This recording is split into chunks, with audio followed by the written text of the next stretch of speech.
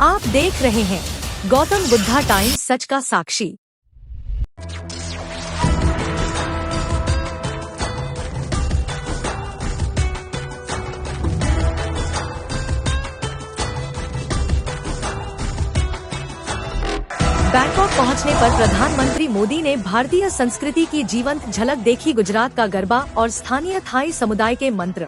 सिख समुदाय ने स्वर्ण मंदिर का स्मृति चिन्ह भेंट किया। जैन समुदाय ने नवजार मंत्र प्रस्तुत किए। इस्कॉन समुदाय ने पीएम मोदी को गीता भेंट किया और पीएम मोदी ने रामायण का प्रदर्शन भी देखा।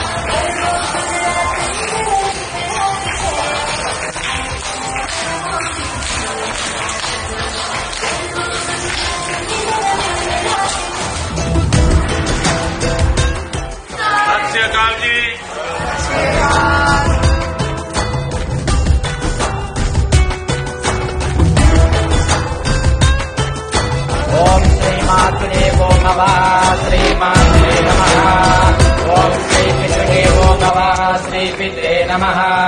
ओम गुरु वैष्णवे। ओम गुरु महेश्वरी।